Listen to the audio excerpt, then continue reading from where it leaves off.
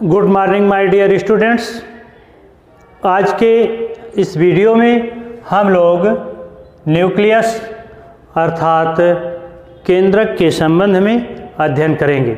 सर्वप्रथम सन 1853 ईस्वी में रॉबर्ट ब्राउन नामक वैज्ञानिक ने यूकैरियोटिक कोशिकाओं के जीवद्रव्य में एक गाढ़े रंग की गोलाकार आकृति देखी, जिसका नाम उन्होंने केंद्रक दिया।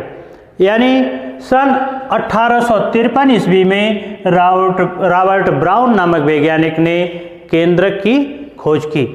यह केंद्रक यूकैरियोटिक कोशिकाओं के जीवद्रव्य में धंसी हुई लगभग गोलाकार आकृति की गाढ़े गहरे रंग की संरचना होती है।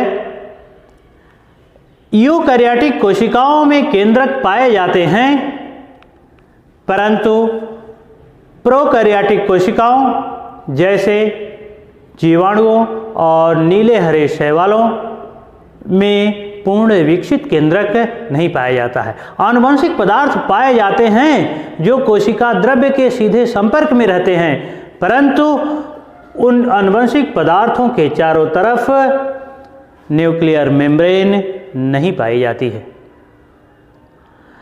परंतु यूकैरियोटिक कोशिकाओं, चाहे वह प्लांट सेल हो अथवा एनिमल सेल हो, सब में पूर्ण विकसित अवस्था में केंद्रक पाए जाते हैं और इस केंद्रक के चारों तरफ दोहरी एकक कला का आवरण होता है।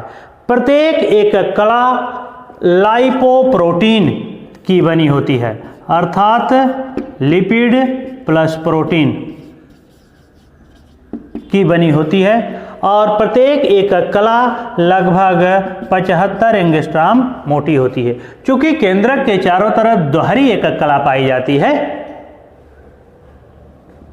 अतः यह लगभग 150 एंगस्ट्रॉम मोटी होती है। केंद्रक कोशिका की समस्त क्रियाओं का नियंत्रण करता है।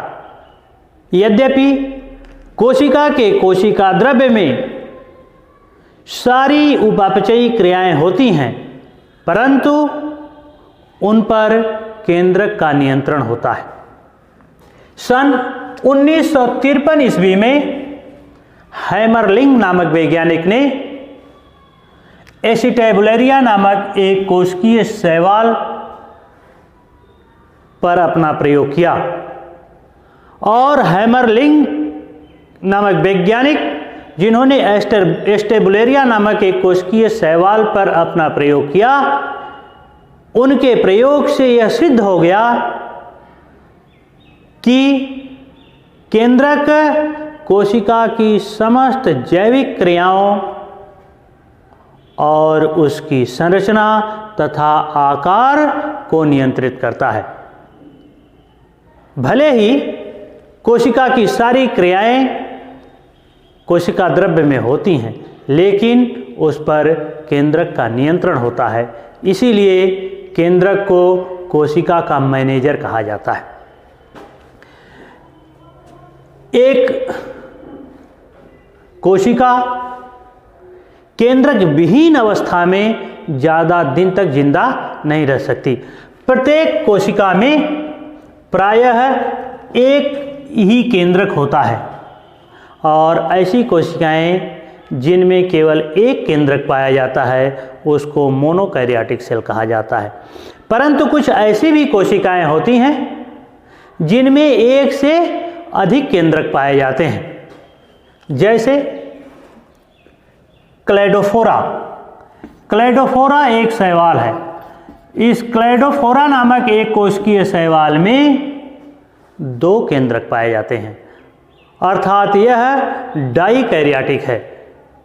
जिन कोशिकाओं में 2 केंद्रक पाए जाते हैं, ऐसी कोशिकाओं को डाइकैरियोटिक सेल कहा जाता है।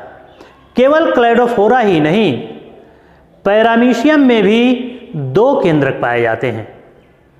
बड़े वाले केंद्रक को मैक्रोन्यूक्लियस और छोटे वाले केंद्रक को माइक्रोन्यूक्लियस कहा जाता है।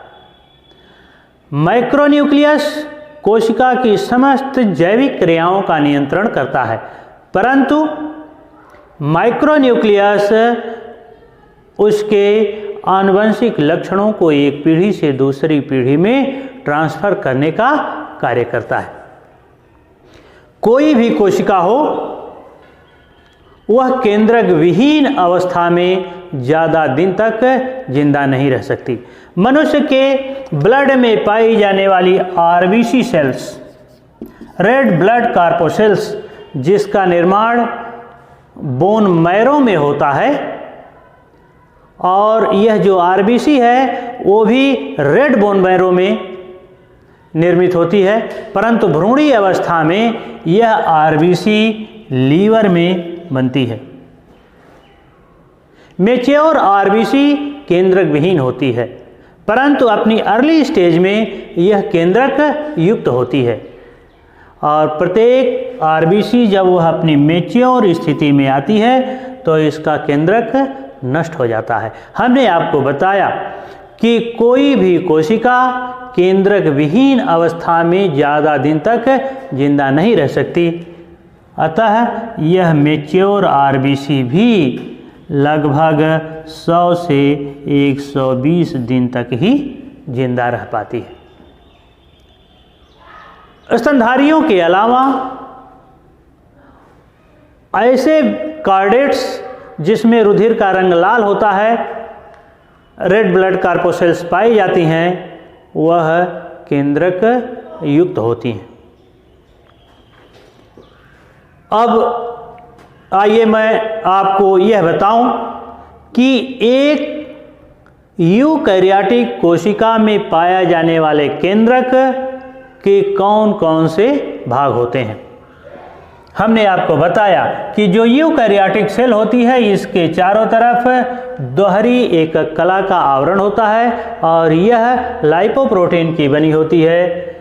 बाहर वाली एक मेम्ब्रेन को आउटर मेम्ब्रेन और अंदर वाली मेम्ब्रेन को इनर मेम्ब्रेन कहा जाता है। यानी आउटर और इनर मेम्ब्रेन केंद्रक के चारों तरफ एक बॉर्डर लाइन बनाती हैं, जिसे न्यूक्लियर मेम्ब्रेन अर्थात केंद्रक कला कहा जाता है, और यह केंद्रक कला ही केंद्रक द्रव्य को कोशिका द्रव्य से अलग करती है। इस केंद्रक कला में छोटे छोटे छिद्र पाए जाते हैं, अर्थात यह सेलेक्टिवली परमिएबल मेम्ब्रेन होती है। यही छोटे छोटे छिद्र न्यूक्लियर मेम्ब्रेन पोर कहलाते हैं, केंद्रक कला छिद्र कहलाते हैं। इसी केंद्रक कला छिद्र द्वारा केंद्रक द्रव्य और कोशिका द्रव्य से कुछ सेलेक्टिव पदार्थों का ही आवागमन होता है। केंद्रक कला के अंदर पाए जाने वाले द्रव्य को केंद्रक द्रव्य अर्थात न्यूक्लियोप्लाज्म कहा जाता है।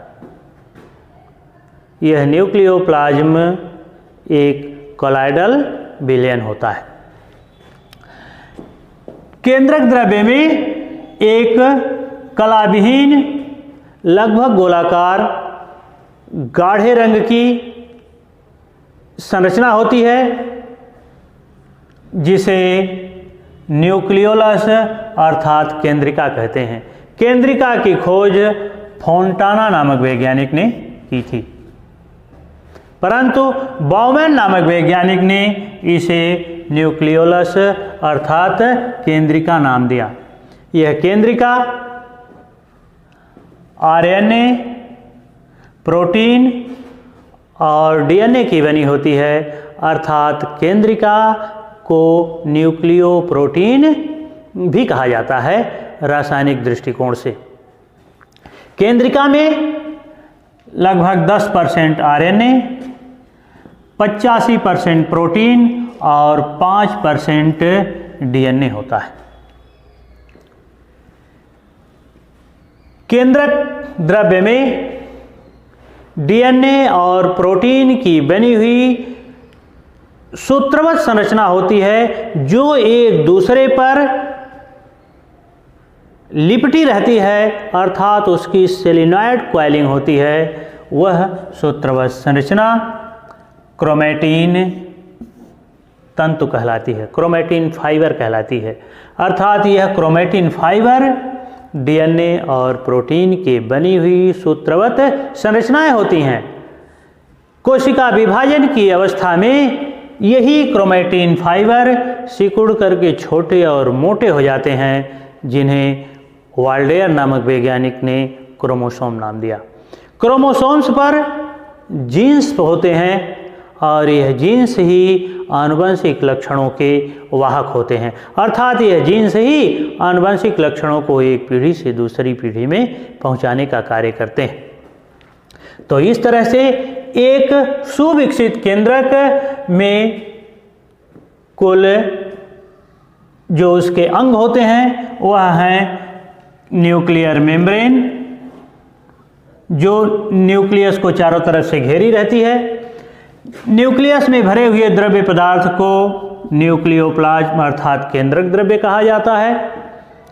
तीसरा भाग यह जो कलाविहीन संरचना होती है केंद्रक द्रव्य में, उसको न्यूक्लियोलस अर्थात केंद्रिका कहते हैं। और चौथा भाग उसका क्रोमैटिन फाइबर होता है जो डीएनए तथा प्रोटीन का बना होता है।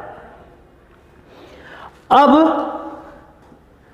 एक केंद्रक का शुष्क भार देखा जाए तो केंद्रक में लगभग 70% प्रोटीन,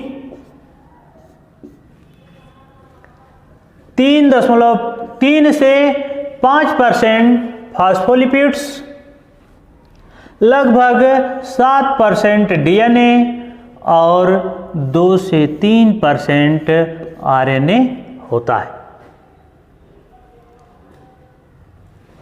यह जो डीएनए और आरएनए है यह न्यूक्लिक अम्ल हैं। दोनों पॉलीन्यूक्लियोटाइड्स हैं, यानी बहुत सारे न्यूक्लियोटाइड्स मिलकर के इस न्यूक्लिक अम्ल का निर्माण करते हैं। डीएनए में कुछ दूसरे तरह के नाइट्रोजन क्षार होते हैं, पेंटोज शुगर भी डीऑक्सीराइबोज होती है, और आरएनए में एडेनिन, ग्वानिन, साइटोसिन और यूरेसिल नामक नाइट्रोजन बेस होते हैं तथा राइबोज पेंटोज शुगर होती है। इस डीएनए और आरएनए का वर्णन हम नेक्स्ट वीडियो में करेंगे, परंतु यहाँ केवल केंद्रक के संबंध में अगर हम बात करें तो हैमरलिंग नामक वैज्ञानिक ने जो स्टेबुलेरिया नामक एक कोशिकीय शैवाल पर सन 1953 में खोज किया था, तो हैमरलिंग के प्रयोग ने यह साबित कर दिया कि भले ही कोशिका के कोशिका द्रव्य में सारी जैविक क्रियाएं होती हैं, परंतु उन पर केंद्रक का नियंत्रण होता है।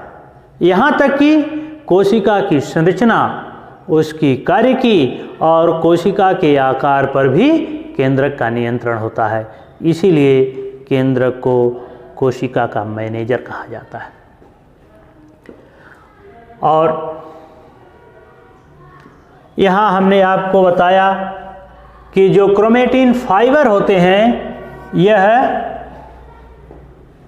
न्यूक्लियोप्रोटीन के सूत्रवत संरचनाएं होती हैं, और न्यूक्लियोप्रोटीन उसको कहा जाता है जब उसमें न्यूक्लिक अम्ल से प्रोटीन जुड़ जाती है। यानी न्यूक्लिक अम्ल और प्रोटीन मिलकर के न्यूक्लियोप्रोटीन बनाते हैं। और यह क्रोमैटिन फाइबर जो विभाजन की अवस्था में सिकुड़ करके छोटे और मोटे हो जाते हैं और उस समय गुणसूत्र कहलाते हैं।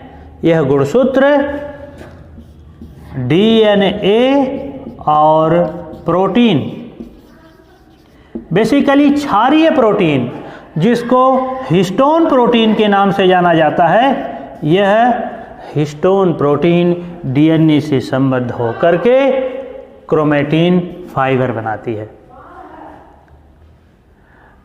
बार बार परीक्षाओं में आता है कि प्रोकैरियोटिक कोशिकाओं और यूकैरियोटिक कोशिकाओं के आनुवंशिक पदार्थ में क्या अंतर है। प्रोकैरियोटिक कोशिकाओं जो कि जीवाणुओं और नीले हरे शैवालों में पाई जाती हैं, उसमें डीएनए से संबद्ध हिस्टोन प्रोटीन नहीं पाई जाती है। परंतु यूकैरियोटिक कोशिकाओं, चाहे वह प्लांट यूकैरियोटिक सेल हो अथवा एनिमल यूकैरियोटिक सेल हो, उन सभी में डीएनए से संबद्ध क्षारीय हिस्टोन प्रोटीन पाई जाती है।